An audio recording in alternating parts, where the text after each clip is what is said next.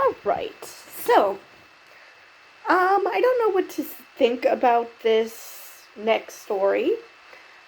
On the one hand, good for the public school teacher who is doing this, but maybe making this well known, not the best plan, but maybe it's coded in enough language that the very censors are not going to figure out who this is, where it is, and stop it.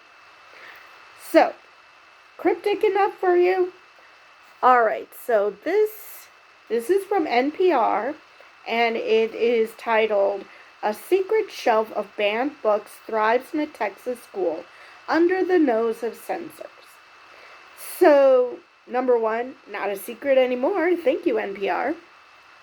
But because for those who think that the very people who are telling their constituents and anyone else that NPR is fake news and it's bad for all sorts of reasons, are the very people who actually follow NPR because they know that it's actually good reporting and they need to figure out how to stop it. So, I'm pretty sure that they're reading this article. I would not be surprised at all. I doubt they would actually listen to All Things Considered, which is what this is from, but so let's just get right to the article. In the far, far suburbs of Houston, Texas, 3 teenagers are talking at a coffee shop about a clandestine bookshelf in their public school classroom. It's filled with books that have been challenged or banned. And this is exactly why conspiracy theories can never work. Because people are going to start yapping very quickly. Some of the books that I've read are books like Hood Feminism, The Poet X, Gabby, A Girl in Pieces, says one of the girls. She's a 17-year-old senior with round glasses and long braids. The book, she says, sparked her feminist consciousness. I just see, especially my community, a lot of women being talked down upon, and those books were really nice to read. So at least they're saying it's a suburb of Houston, but they're not telling us where. Just that it's a southern suburb. So at least they have that going for them. They're not leading the censors to exactly where this is located. So that's a good thing. These students live in a state that has banned more books than nearly any other, according to PEN America. The Texas State Board of Education passed a policy in late 2023 prohibiting what it calls sexually explicit, pervasively vulgar, or educationally unsuitable books in public schools. Over the past 2 years, Texas teachers have lost jobs or been pressured to resign after making challenged books available to students. Okay.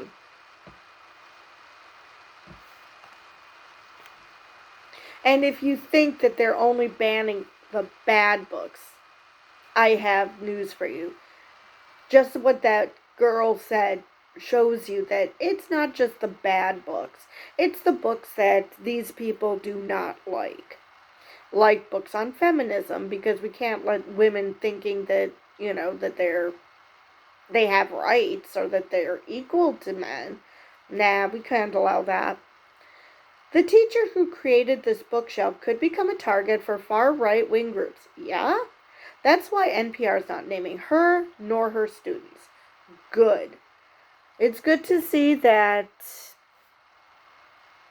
this whoever wrote this piece is understanding that we don't want to make life difficult for the person who agreed to talk to you. We don't want to jeopardize our teachers in any way or the bookshelf, another teenager explains. Until recently, he says, he was not naturally inclined toward reading, but the secret bookshelf opened a world of characters and situations he immediately related to.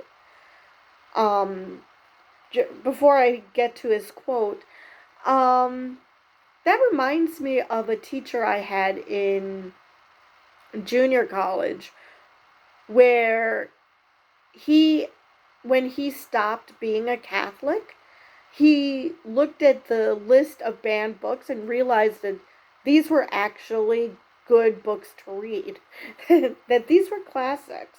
There were a lot of books banned. I don't know if they're still banned by the Roman Catholic Church, but that at least were banned at that time that were actually good reading.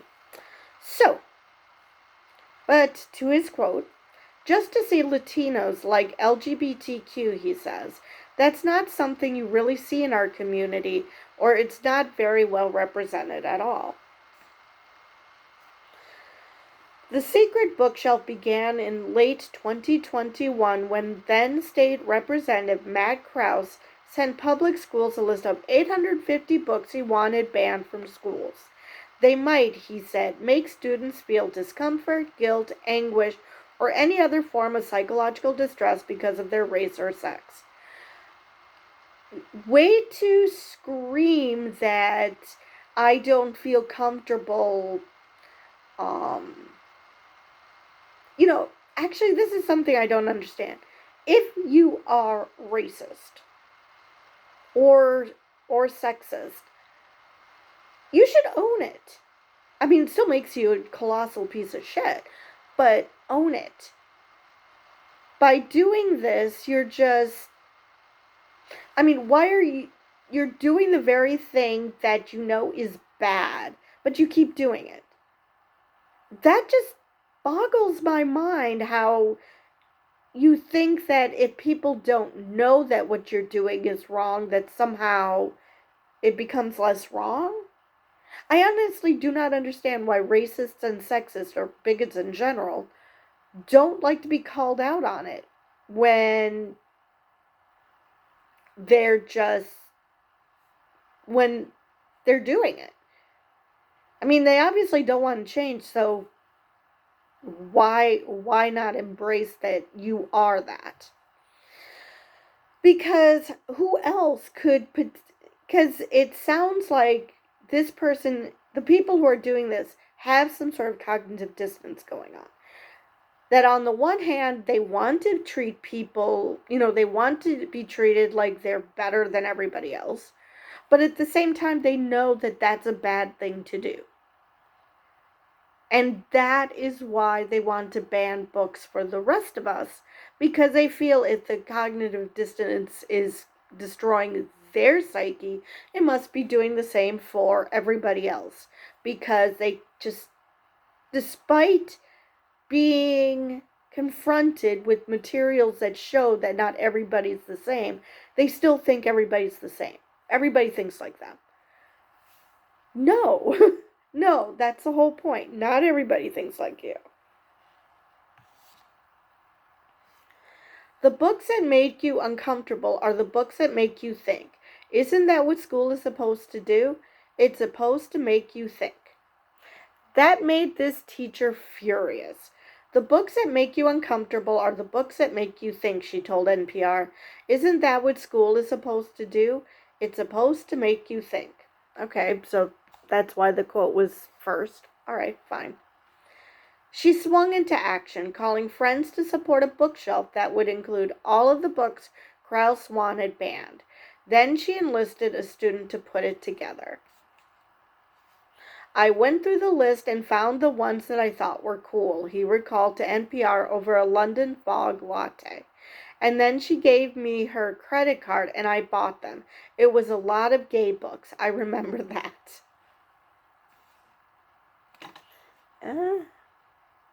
That same student came out as trans to his family while in high school. I wouldn't call them supportive, so I had to do a lot of sneaking around, he said quietly.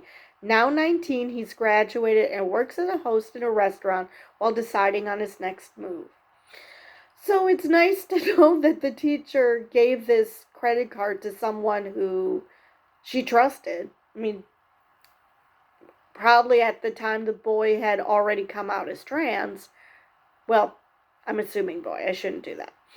The student came out as trans, so she probably figured, okay, this guy is safe to entrust this project to because, well, they understand. Having these books, having these stories out there meant a lot to me because I felt seen, he said. Oh, I was right. Okay. Especially meaningful, he added, during a fraught time when Texas lawmakers banned transition-related care for teenagers. Because of the way the laws are going for trans people especially, he said, it could be assumed that my teacher is grooming kids, and that would be terrible because that's not what she's doing at all. Exactly. Letting people know that trans people exist and that if you're feeling a certain way, it's perfectly okay because you're not alone, and this is how you can go about finding out if you are truly trans, is not grooming. It's just acknowledging that people have certain feelings, and when the rest of the world doesn't seem to be having those same feelings, you start to feel like you're the odd one out, that there's something wrong with you. There's nothing wrong with having books out there. I mean, it would have been wonderful for me if there were if I had access to materials, whether in class or outside of class, dealing with asexuality. I mean, I wouldn't have felt like there's something wrong with me because all these kids are hooking up. Well, at least coupling up. I don't know about hooking up, but coupling up. And I'm just like, yeah, well, I kind of have a boyfriend, but, basically it was just for show on both our parts. Because I found out later he's gay. And I found that out because he's married to a man. So it was just for show on both our parts, but neither of us were aware of that.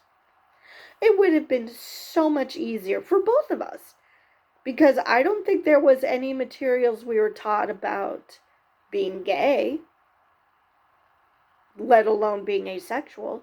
That would have been helpful for both of us. So, even though we do live in Wisconsin and, a conservative area, so maybe it wouldn't have helped as much as we thought, but at least we wouldn't have felt alone.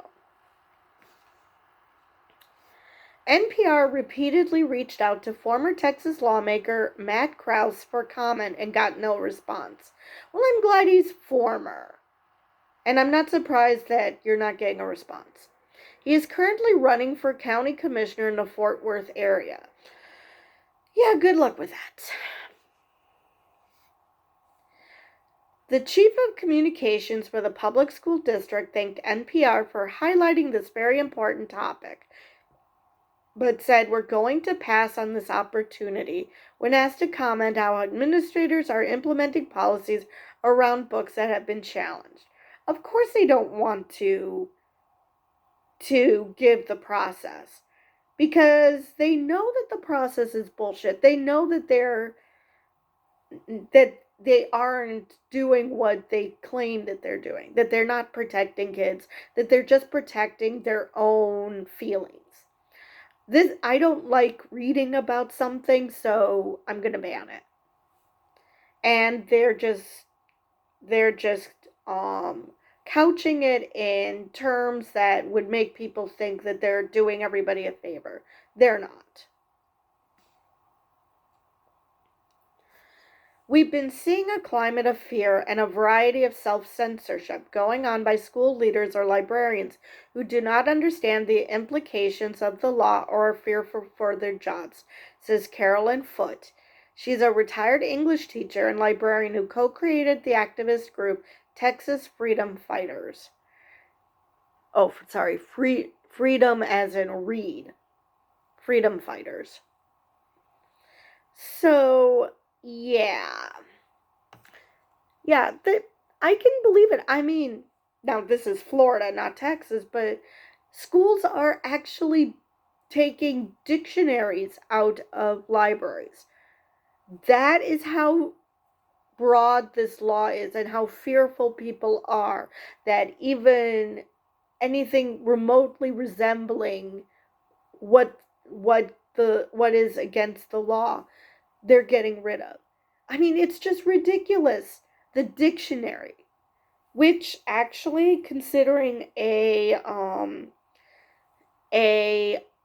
discussion I'm having with a pro-Trump person on Twitter about abortion, um, revolving around the definition of murder, maybe that's why people are removing dictionaries. Maybe they'd want dictionaries removed because then nobody can say that they don't know what words mean because nobody will know what words mean.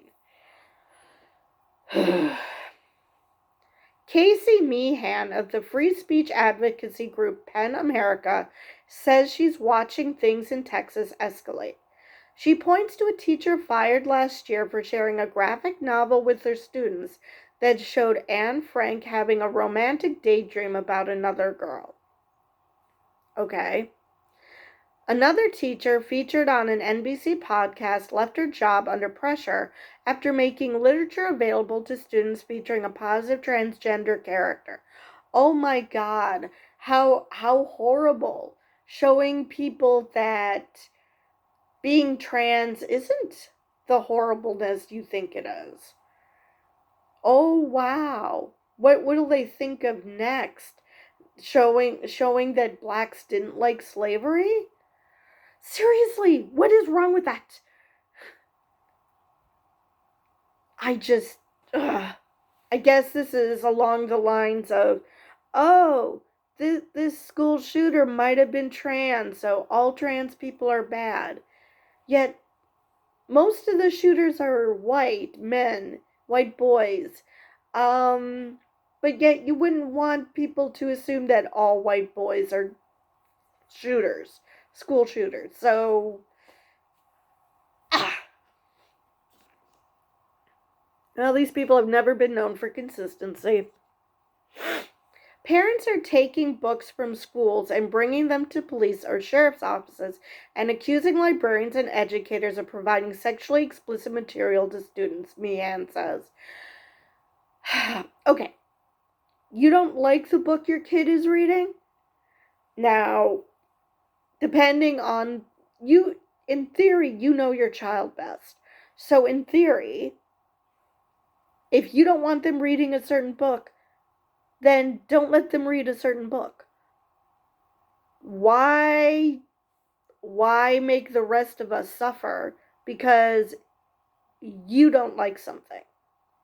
Now, do I think that there are some parents who are bigots and who are using their bigotry to shield their kids from, you know, I don't know, they think that if they read about a certain thing that they'll suddenly become that thing, as opposed to, you having certain feelings a certain way and you wanting to read about something to make it so it's not like you're just some weirdo, that you're broken. I mean, it goes that way. It doesn't mean that you read up on something like, that sounds pretty cool. I think I'm going to be trans. That's not how it works. That's not how it works for any group. You just either are or you're not. You have those feelings or you don't. It's really that simple. And parents who think that they're protecting their kids, they're not. They're just torturing their kids and making them into something they're not.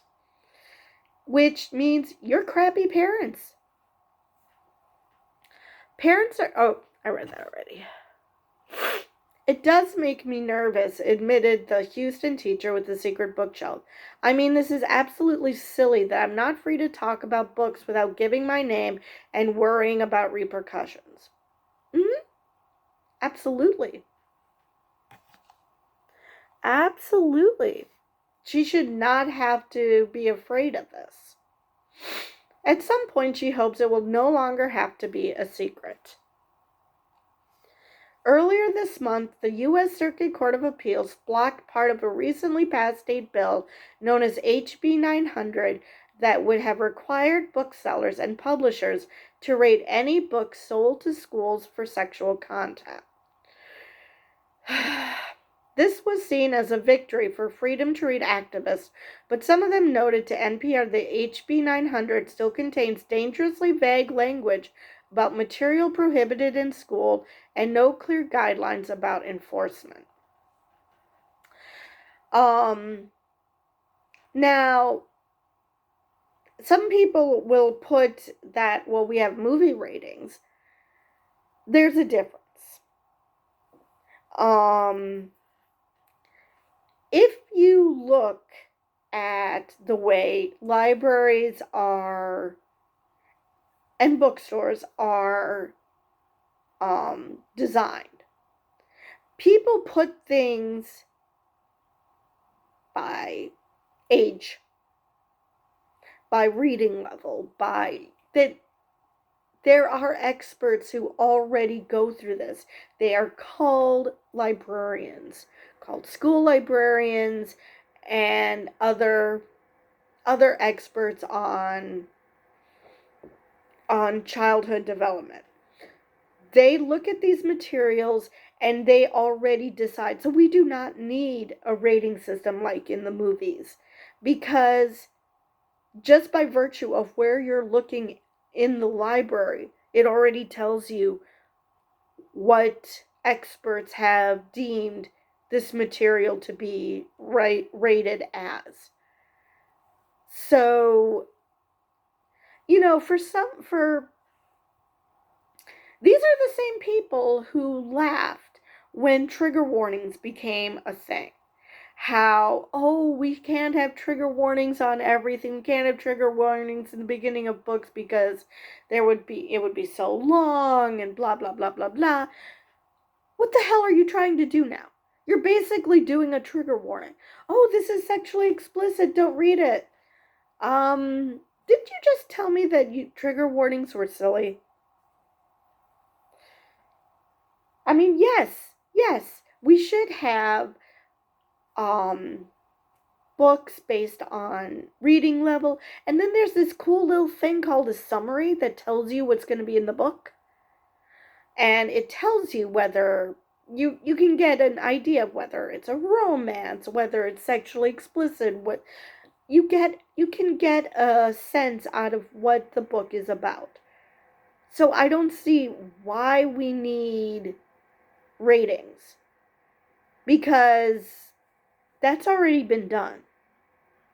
That's already been segregated. What's good for a 2-year-old, what's good for an 18-year-old. Those are already put separate. Doesn't happen in movies. So I just don't know. I do believe that book banning is going to go away, the teacher says firmly. Book banning has been a thing for hundreds of years. Well, I shouldn't say hundreds of years. Yeah, probably hundreds of years. Since books became a thing. Since you started printing something other than the Bible. But for now, she adds, I intend for this library to just keep growing. Which is unfortunate, because that means more books are going to be getting banned. So, yeah, that's not a good thing. That secret bookshelf should be shrinking because fewer books are being banned and more ideas are being allowed to be out there. So, now I have heard that Texas is a non-voting state. If you think that this book banning thing is utterly ridiculous because parents should only decide for their own child what is appropriate, because everybody knows, in theory, like I said, parents should know their child best, and they should know what concepts they're ready for. Now, I say in theory because, like I already mentioned, there are some parents who don't have their child's best interest in mind. They just want what's comfortable for them. They don't want their kids to be reading about things that doesn't does has no meaning to the parent, which, let's face it, kids are going to be curious. That's their kids. So even if it doesn't reflect them, they might want to know about, their best friend or this shy kid in class that never says anything. There could be so many reasons why somebody picks up a book. It is not the parent's job to tell them that they can't read about a certain subject. Now, how it is written, definitely, you should know what level your kid is capable of reading at, what concepts they're ready to encounter. But that should be a reading level based thing, not a subject matter. Because all subject matter can be dumbed down to for anybody. I mean, come on, how many times does a little kid come up to you and ask you about pregnancy? I mean, obviously they don't phrase it like that, but where do babies come from? And depending on how old the kid is, you base your answer on that. So it's possible to take any subject and make it sanitary for a child. And as they get older and as they can accept new concepts, like when I was in grade school learning about the Pilgrims. I mean, obviously we didn't learn about all the genocidal stuff until we were older, because you just want to introduce the concept, you want to introduce you introduce basic science, you introduce basic history, you introduce basic civics. You introduce the basics, and then as they get older and are more understanding of certain concepts, you introduce more. Same thing with books. And so to say that certain subjects are off limits, well, first off, that's just going to make the kid more interested in why is this subject off limits. We know that censoring materials it's the forbidden fruit thing. People are going to want to find out about the thing that they're not supposed to be reading about. And for children, it's even more of a thing. So, yeah, censorship just does not work. And we shouldn't be forcing people to self-censor simply because they're afraid that the law is going to come down on them because they're doing their jobs. They're teaching children about concepts that they probably are even asking about. It's not just that, oh, I have a lesson planned, I'm going to teach about this, this, this, and this. Children will ask you about certain things and possibly completely derail whatever your lesson plan was because they're interested in a certain topic. And that should be fine. That should be celebrated, not that the teacher has to put the kibosh on it because they're afraid that they might lose their job. Because that's just stupid. Let the teachers teach and let the kids learn. And if you do not want your kids to hate your guts when they get older and realize what a kumquat you are, then don't get in their way. Just let them read what they feel comfortable reading. This isn't about your comfort. This is about what the child is capable of reading and understanding. And if you don't want to discuss whatever it is they're reading, and that's why you don't want them to read it, then I'm sure there's another family member or a friend or a teacher that this person can talk to and discuss the material with them. You don't have to be afraid of these concepts. If you don't want to deal with them, you can have someone else talk to your child. But to pretend to try to prevent not just your child, but all children from reading is just horrible. Because not all parents think like you, not all children think like you. So I fail to see why you are forcing this on anyone. It's bad enough that you're forcing your kid to go through life being tortured because they can't find out that whatever they're going through is perfectly normal. I mean, I saw books on banned lists that deal with menstruation. Come on, what the hell? Girls go through that. I mean, yeah, they might want to know what to expect. Or I remember when I was a kid, I started having my period before my best friend, and her parents didn't want to discuss it with her, which is odd because her mother was a teacher.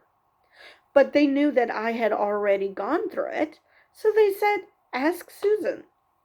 Now, whether they did it because they didn't want to discuss it with her, or they figured that because I'm a peer, I'm her friend, that it would be a different type of discussion. It would be more open and more up to date information because I'm literally just going through the same thing.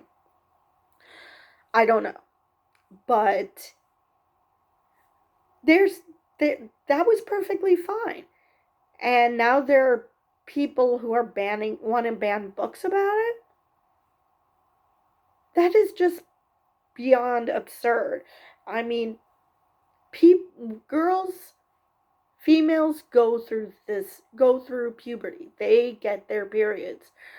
I do not understand why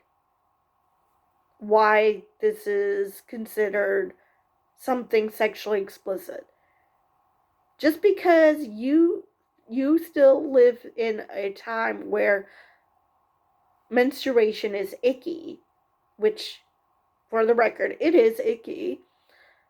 I'm glad I don't have to deal with that anymore. But yeah, it was icky and for me extremely painful. But people should know. People should know what's normal, when you should go see a doctor. This is information people should have. And I just do not see why this information is being banned. Same thing with just about anything else that's being banned. Feminism, LGBT people,